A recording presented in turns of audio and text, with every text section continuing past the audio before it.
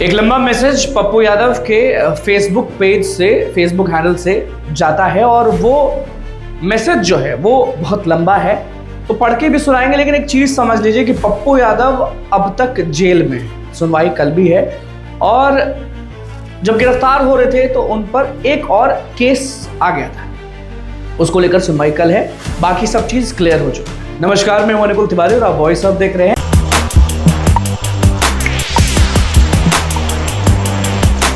सांसद पप्पू यादव, पूर्णिया के सांसद पप्पू यादव के लिए लगातार वॉइस अप में आप देख रहे होंगे कि जो भी अपडेट्स हैं वो सबसे पहले वॉइस अप में जा रहा है। अब बात करते हैं कि पप्पू यादव ने अपने फेसबुक हैंडल पे, यानी उनके जो लोग हैं, उनकी जो टीम है, वो पोस्ट करते हैं और वो लंबा सा मैसेज जो है, जो इमोशनल भी है, लंबा सा मैसेज, लंबा सा पोस्ट जो है वो हम पढ़कर आप सबको सुनाते हैं। लिखा हुआ है, न्यायालय में पेश होने आए माननीय सांसद द्वारा उनके वकील साहब के जरिए आया संदेश। माननीय मुख्यमंत्री नीतीश कुमार जी, दीपक बाबू मतलब आप समझ रहे होंगे, प्रत्यय अमृत साहब, सम्राट बाबू, डीजीपी साहब, कुंदन कृष्णन साहब, ललन बाबू, संजय बाबू, आपको हृदय से आभार और सम्मान। मुझे नहीं पता कि सरकार आज कौन चला रहे हैं, मुझे यह पता था कि नीतीश कुमार जी के नेतृत्व में सरकार चल रही है, लेकिन अब लगता है कि जिस नीतीश कुमार का सम्मान मैंने हमेशा छोटे भाई की तरह किया, नीतीश कुमार बड़े भाई और पप्पू यादव छोटे भाई, उनके साथ खड़े रहे। पहली बार जब सरकार बन रही थी तब हम भी उनके साथ साथ एक सगे भाई की तरह जीने मरने को तैयार थे। उस नीतीश कुमार की सरकार नहीं है, याद कीजिए उस वक्त हम भी पाटलिपुत्रा में लालू यादव जी और शहाबुद्दीन साहब की गोली खाने को तैयार थे, जहां आज जेडीयू का कार्यालय है। वहां पर माननीय विधायक महाबली बाबू और बसपा के सभी विधायक जो आज जीवित हैं, वे उदाहरण है कि मैं नीतीश बाबू के लिए किस हद तक गया था। यह मेरा नीतीश बाबू के लिए समर्पण था। जैसे मैं लालू यादव जी का सम्मान करता रहा हूं, उसी तरह नीतीश कुमार जी के हर अच्छे कार्यों में उनके साथ रहा। व्यक्तिगत तौर पर उनकी आलोचना कभी नहीं की। और बिल्कुल सही बात है, पप्पू यादव का एक बयान दिखा दीजिए जो नीतीश कुमार के खिलाफ हो या नीतीश कुमार के बारे में बुरा बोले, कभी नहीं, हम लोग भी नहीं सुना। उसके बाद लिखा है कि उनके सकारात्मक कार्यों में प्रशंसा की। जब नीतीश कुमार की आलोचना बीजेपी और राजद ने की तब भी हम उनके साथ रहे। फिर भी पता नहीं नीतीश बाबू मुझसे किस बात का बदला लेना चाह रहे, जबकि मैंने उनसे उनके 20 साल के कार्यकाल में कोई मदद तक नहीं मांगी, ना ही मैंने कभी शकुनी जी और सम्राट जी की व्यक्तिगत आलोचना की। लेकिन हम जरूर जानना चाहेंगे कि क्या वैचारिक लड़ाई को निजी बनाया जाना सही है? क्या कथनी और करनी में फर्क नहीं है? आप कहते हैं ना किसी को फंसाता है और ना किसी को बचाते हैं। मुझे और बिहार की जनता को जरूर बताइए कि मेरा गुनाह क्या है।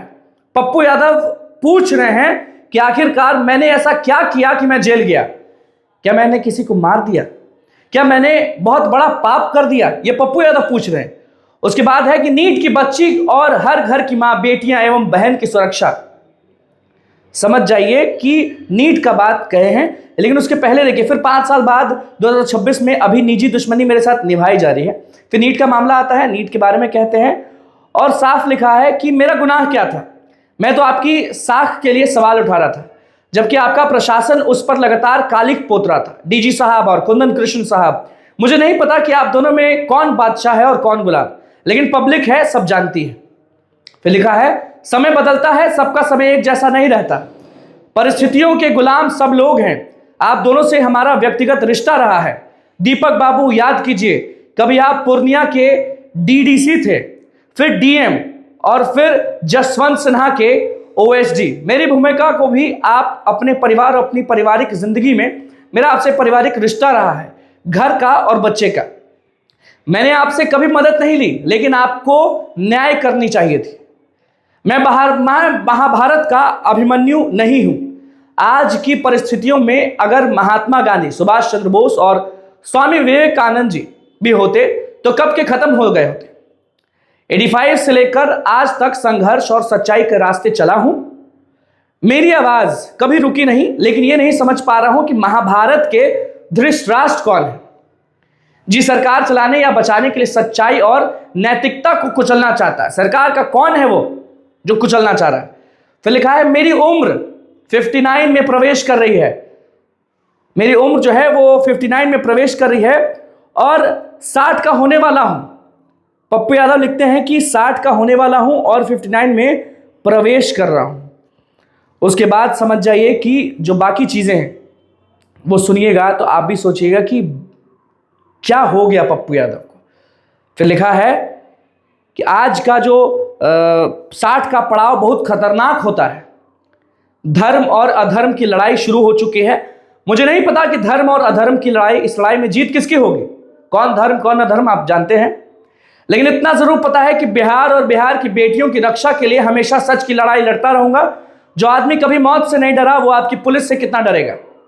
मुख्यमंत्री जी, मैं 2024 में जनता ने सांसद चुना, 2025 के बाद 2026 में प्रवेश किया, 2 साल आपके साथ काम करता रहा, आपकी मीटिंग अटेंड किया। आपको कभी नहीं लगा कि मुझ पर केस है। अचानक ये केस कहां से आने लगे, जबकि ये विचार जो है ये सभी आचार संहिता और आंदोलन के केस हैं। एक भी केस मुझ पर क्रिमिनल नहीं है। बेल टूटने में ऐसा क्या हो गया कि ये नौबत आई, जबकि 6 फरवरी को सूचना देकर पटना आया हूं। 2 दिन पहले ही भी पटना में था। प्रधानमंत्री नरेंद्र मोदी जी मन से साझा किए थे, आपके साथ नीतीश बाबू मीटिंग में शामिल हुआ, तब आपकी पुलिस को मेरा प्रोजेक्शन नजर नहीं आया। आज 3-3 केस के में प्रोजेक्शन भेजने की जरूरत क्यों पड़ी, सवाल है पप्पू यादव का। उसके बाद जब मैंने आपको सहयोग किया फिर भी दीपक ना का आदमी खुद को रंगदारी सेल का इंस्पेक्टर बताता है, जिससे आपसे एसएसपी साहब ने भेजा था। मैं आपके एसएसपी साहब की कथा कहने लगूं तो शायद आप सोच नहीं सकते क्या होगा। उनकी पूर्णिया से लेकर पटना तक की पूरी कहानी और कथा मेरे पास है। उनके फोटोज और वीडियोस साक्ष्य रूप में मेरे पास है, मगर मैं अपनी मर्यादा जानता हूं, मैं अपनी मर्यादा जानता हूं। लिखा है फिर, मैं ऐसा कभी नहीं करूंगा। आपके एसएसपी साहब पहले भी लॉरेंस बिश्नोई केस में गलत और निर्दोष लोगों को मेरे खिलाफ खड़ा किया था। इसमें मैंने उनको प्रिविलेज भी किया। ये उसी का खुन्नस तो नहीं। ये लड़ाई न्यायालय तक जाएगी, माननीय सर्वोच्च न्यायालय तक जाएंगे। मुझे न्यायालय, जनता और ईश्वर पर पूरा भरोसा है। मैंने डरना नहीं सीखा और एक आध चैनल से डरता नहीं हूं। मुझे दुख होता है कि जब सच्ची पत्रकारिता की आवाज आई, जिसने मुझे ताकत दी, उस दौर में भी सरकार की दरबारी करने वाले लोगों ने न सिर्फ मेरा साथ दिया बल्कि बिहार की बेटी की लड़ाई में अपराधियों का साथ दिया। मैं उनका आभार भी व्यक्त करता हूं जिन्होंने मुझे संकट में अकेले होने पर सच के लिए आवाज उठाई और हिम्मत दी। खास पर लोकसभा के नेता प्रतिपक्ष राहुल गांधी जी, बहन प्रियंका गांधी जी, चंद्रशेखर रावत जी, अजय राय जी, संजय सिंह जी, मनोज झा जी, हमेशा मेरे पिता तुल्य रहे। केंद्र मंत्री जीतन राम मांझी। उसके बाद लिखा है, बिहार विधानसभा में कांग्रेस के सभी साथीगण, माननीय विधायक अख्तरुल इमाम साहब, पूर्व मंत्री मुकेश सहनी, माले और राजद के सम्मान्य नेता भाई वीरेंद्र जी, आनंद मोहन जी, मनोहर यादव जी, झारखंड के माननीय मंत्री और वहां की जनता, पटना, जहानाबाद, पूर्णिया समेत कोसी सीमांचल की जनता, आप सबों ने मुझे एक असीम ताकत सच की लड़ाई लड़ने में दी। इसके लिए आभारी रहूंगा।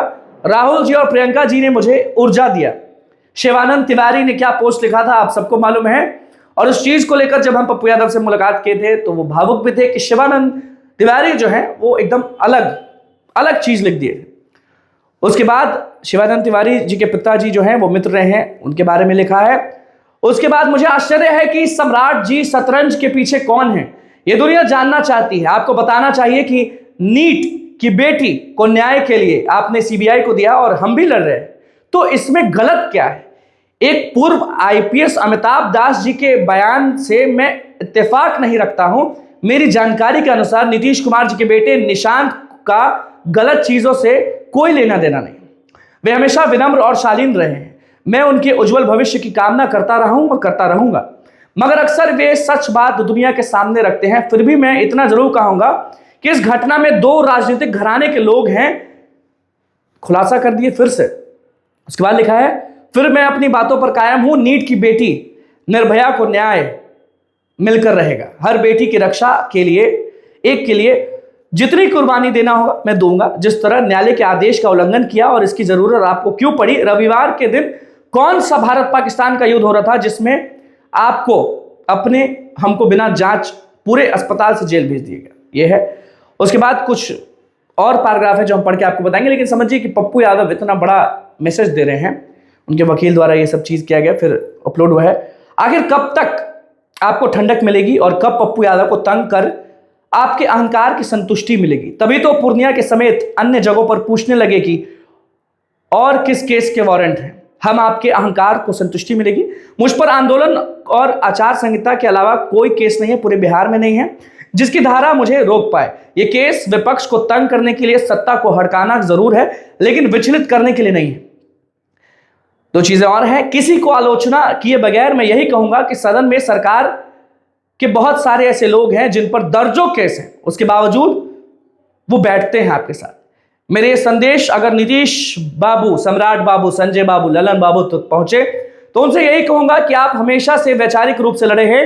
भाजपा के राष्ट्रीय अध्यक्ष नितिन नवीन जी को बधाई कि आप कम उम्र में एक बड़ी पार्टी के राष्ट्रीय अध्यक्ष बने। आपको यह जरूर देखना चाहिए कि आपकी सरकार जबरन किन विचार और आवाज को दबाना चाहती है। नित्यानंद बाबू, आपसे पारिवारिक संबंध रहा है, परिवार के सदस्य के रूप में आपको देखा है हमने, कभी आपकी आलोचना नहीं की। आप करिए, लेकिन रिश्ते का कद्र भी कर लिया कीजिए। अंत में यह जरूर कहूंगा कि नीतीश बाबू, दीपक बाबू और निशांत जी की टीम से अगर मैं सही मामले में गलत हूं तो इतना मरने से बेहतर है कि एक बार ही मरवा दीजिए, लेकिन वैचारिक और सच्चाई के रास्ते पर चलने के लिए इस तरह तंग मत करिए। आपकी छवि तंग करने की नहीं रही है। अगर और भी कोई केस बचा है तो वो भी लगवा दीजिए। बड़ा मैसेज है। और उसके बाद आखिरी पैराग्राफ में लिखा है कि मेरा इलाज ना करा करके अच्छा किया। इलाज किसी भी नागरिक का मौलिक अधिकार है। हम आपके कैदी वार्ड में ही थे, ना कि स्वतंत्र वार्ड में। फिर भी आपकी सरकार को क्यों डर लगा? सम्राट बाबू, नियति अपने रास्ते से सबके लिए तकदीर लिखती है। कृपया सच्चाई को जिंदा रहने दीजिए और स्वच्छ विचार वाले विपक्ष को जिंदा रहने दीजिए। पप्पू यादव, सांसद पूर्णिया।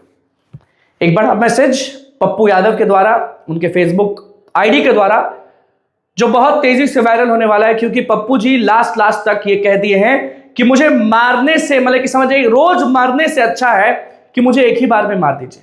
नीतीश कुमार से लेकर सभी लोगों को किस तरीके से याद दिलाए हैं कि मैं वो पप्पू यादव हूं जो आपका साथ हमेशा दिया था, गोली खाने के लिए भी तैयार था आपके लिए, फिर मेरे साथ ऐसा क्यों कर रहे हैं? आपका क्या विचार है इस चीज पर? आप जरूर कमेंट बॉक्स खुला हुआ है, उस पर कमेंट जरूर करें। बहुत बहुत धन्यवाद। चैनल को सब्सक्राइब करें, इस पेज को लाइक करें।